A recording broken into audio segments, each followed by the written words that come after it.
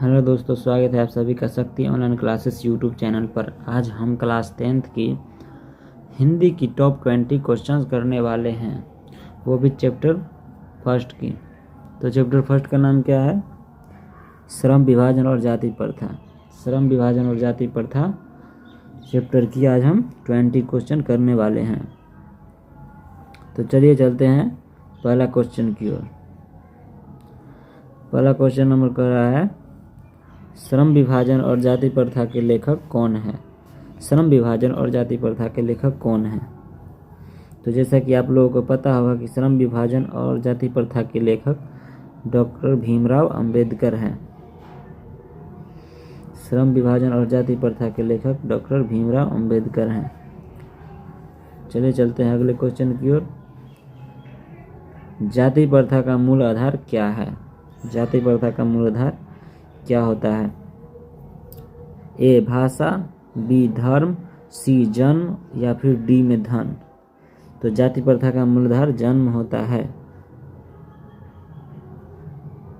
और तीसरा number question, तो क्वेश्चन नंबर 3 कह रहा है, श्रम विभाजन का वैज्ञानिक आधार क्या होना चाहिए? श्रमिक विभाजन का वैज्ञानिक आधार यानी काम को बांटने का वैज्ञानिक आधार क्या होना चाहिए? परिवार के आधार पर, योग्यता के आधार पर, या फिर जाति के आधार पर, या फिर परंपरा के आधार पर। तो ये तो जाहिर सी बात है कि श्रम विभाजन का वैज्ञानिक आधार योग्यता के आधार पर विभाजित होना चाहिए श्रम का। अगला क्वेश्चन की ओर चलते हैं। जाति प्रथा किसको बढ़ावा देती है? जाति प्रथा किसको बढ़ावा देती है? एकता को? नहीं। शिक्षा को? नहीं। असमानता को या फिर समानता को? तो जाति प्रथा असमानता को बढ़ावा देती है।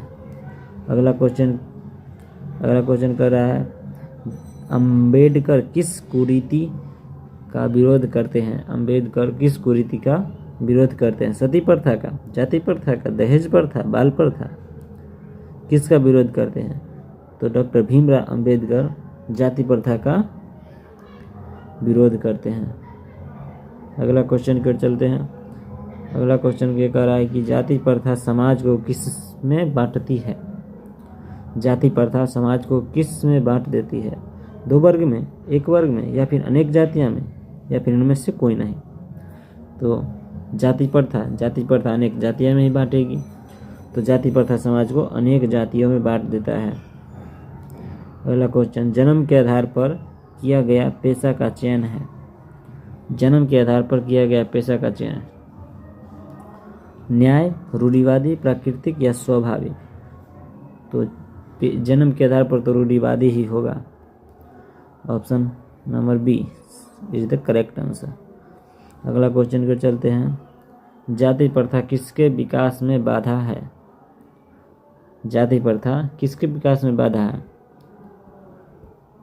सामाजिक विकास में, आर्थिक विकास में, व्यक्तिगत विकास में, या फिर उपयुक्त सभी के विकास में?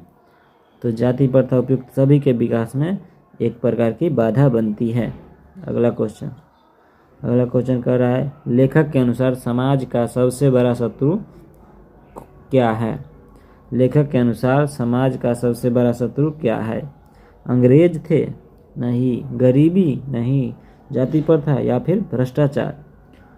तो लेखक के अनुसार समाज की सबसे बड़ा शत्रु कौन है? जाति प्रथा।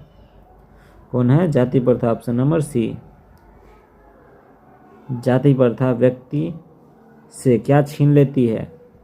जाति प्रथा व्यक्ति से क्या छीन लेती है? उसका पैसा, या फिर उसे जीने की स्वतंत्रता, या फिर स्वास्थ्य, या फिर धन? तो जाति प्रथा व्यक्ति से उसकी स्वतंत्रता ही छीन लेती है। Option number B. Question number 11, योग्यता आधारित श्रम विभाजन से क्या बढ़ता है? योग्यता आधारित श्रम विभाजन से क्या बढ़ता है? मतलब योग्यता के आधार पर काम को बांटने से क्या बढ़ेगा? उत्पादन, गरीबी, भेदभाव या परंपरा? तो योग्यता के आधार पर यदि काम बांटा जाएगा तो उत्पादन अधिक होगा, इसलिए उत्पादन। Option number A. अगला क्वेश्चन, जाति प्रथा को लेखक किस नाम से संबोधित करते हैं? जाति प्रथा को किस नाम से संबोधित करते हैं लेखक? काला धब्बा के नाम से, घोर अन्याय, सामाजिक आशीर्वाद, या फिर शुद्ध परंपरा। तो लेखक इसे घोर अन्याय के नाम से संबोधित करते हैं।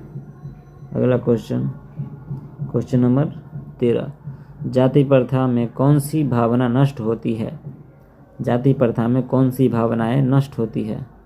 तो जाति प्रथा में नष्ट होने भावना, जाति प्रथा में भाईचारा नष्ट होती है, शक्ति नष्ट होती है, इच्छा नष्ट होती है या फिर ज्ञान नष्ट होती है।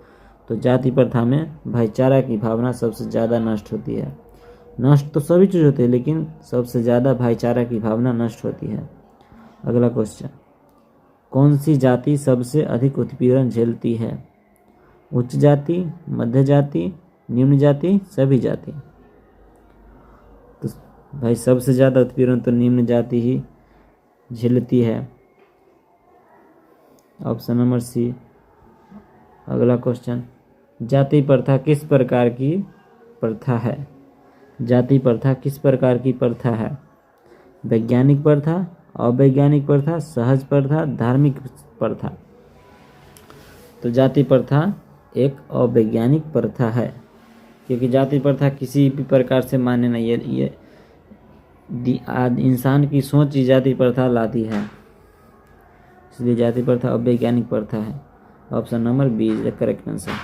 अगला क्वेश्चन, 16 नंबर क्वेश्चन, जाति प्रथा में उच्च नीच का निर्णय किसके आधार पर है? जाति प्रथा में उच्च नीच का निर्णय किसके आधार पर है?